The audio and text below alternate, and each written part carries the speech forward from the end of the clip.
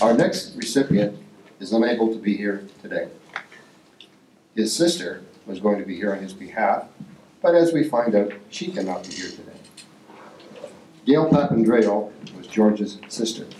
She prefers at the present to be called Sophia, which was, at the time she was here, her second name. They've asked me to read George's remarks. By the way, I've realized why I forgot Les Smith and Keith Carson's name. Can I say something about George before you read his acceptance speech?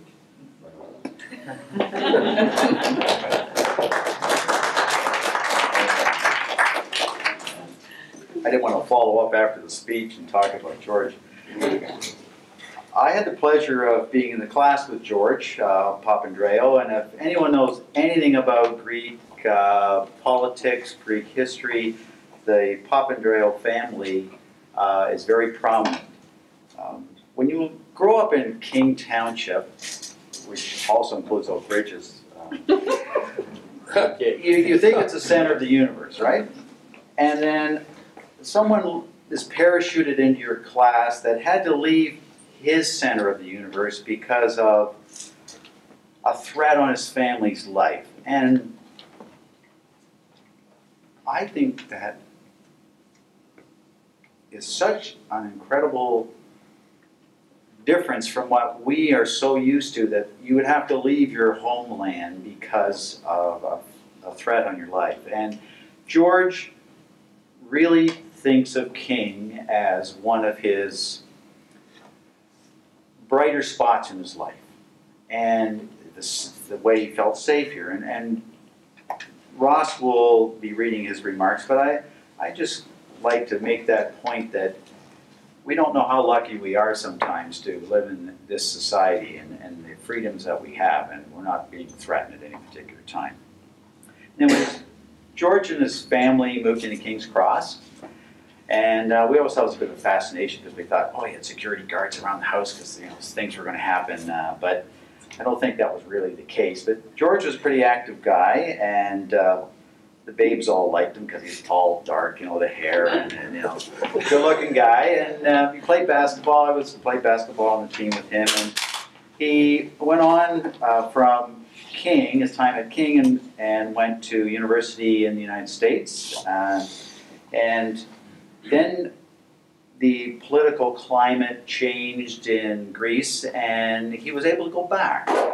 And since going back, he's been a member of parliament in Greece since 1981.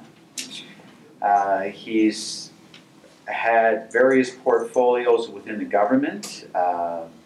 He's traveled extensively promoting Greece. He's been the Minister of Education. So just think of all the teachers here. He could have been your boss if you were in Greece, right? So he's Minister of Education. He was really influential in promoting education in minority groups, trying to break down some of the cultural barriers in Greece. He became, in 1996, the alternative foreign minister. I'm not exactly sure what that means, why he would be an alternative foreign minister. If it's something to do with the opposition, I'm not sure. But he was one of the fundamental people behind the 2004 Olympics. So George, as a foreign minister became the full-fledged foreign minister from 1999 to 2004. So he was literally up to his neck in the Olympics and promoting the Olympics around the world. He was named Diplomat of the Year in 2003 by the European Voice newspaper. And he was also selected as one of the top 25 people who are changing the world by way of internet politics. He is called for global ceasefire. There was a big thing during the Olympics called the Olympic Truce that he promoted and pushed forward, and he, along with 370 political leaders and athletes, unanimously adopted the Olympic Truce, and it was adopted by the United Nations in November 2003. He's currently the leader of the opposition. He's married, he has 2 children, and he was just recently in the United States on a conference, and unfortunately had to go back, I think about a week or so ago, and couldn't make the return trip. But George has returned to his homeland and is making one heck of a difference in the world. And if I ever get to Greece, I'm going to look him up. So on behalf of George, Ross is going to have a few words to say.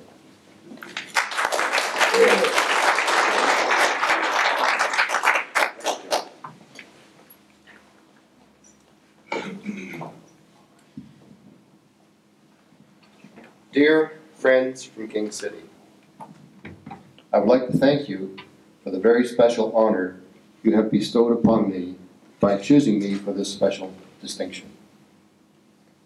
Although I would have been delighted to be here with you today, my heavy program in Athens as leader of the opposition party keeps me from traveling abroad for now. I am currently working hard to change the mindset of a political system that is not functioning very well. I put great emphasis on teamwork, initiative, and dialogue as part of the political process. These qualities are severely lacking in Greece right now. You might say that I prefer a calm discussion, a discussion backed up by serious research, than the shouting matches with no substance that are part of our political system today. My political opponents sometimes call me a foreigner, an American. They want to earn some below-the-belt points with that accusation. They say this because I went to high school in Canada and university in the States, and because I was in Minnesota. So is Bob Dylan, I sometimes reply. Bring it on, I say, because in one important way, they are right. My ideas are very different than what is usually proposed by most politicians here, and they are different because of my experiences. I believe in a very open, democratic approach, where the country's budget will be discussed by all those involved, a system that works well in the Nordic countries.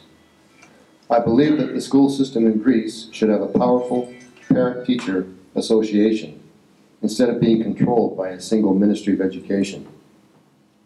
As minister myself, I created multicultural schools to deal with the huge influx of Muslim students.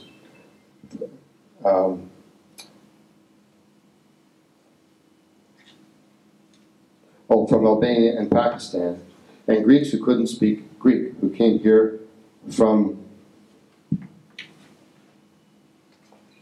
the old Soviet Empire. I never forget that when I was in high school, most of my fellow students had parents who had come from Europe. We were all first generation. I passed a law for an open university whereby anybody with a high school degree can also get a university degree through distance learning. I also passed a law for people who want a second chance to go back to school. These things I learned from Canada and from Sweden, where I also lived. If this means being foreign, so be it.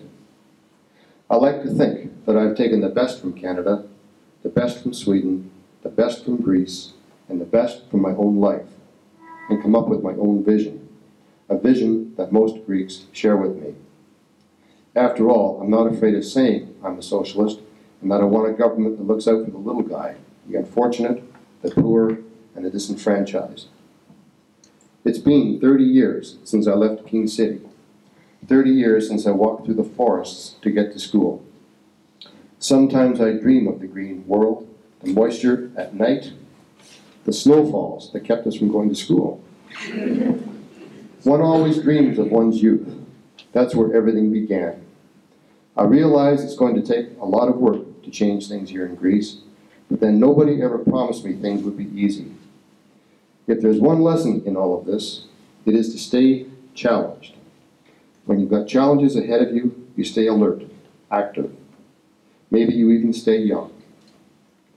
Maybe I will always carry somewhere inside me that younger self, a long-haired student hitchhiking from King City to go to a protest in Toronto, or sometimes hitchhiking all the way to Boston, back when people picked up hitchhikers with long hair, clogs, and torn jeans.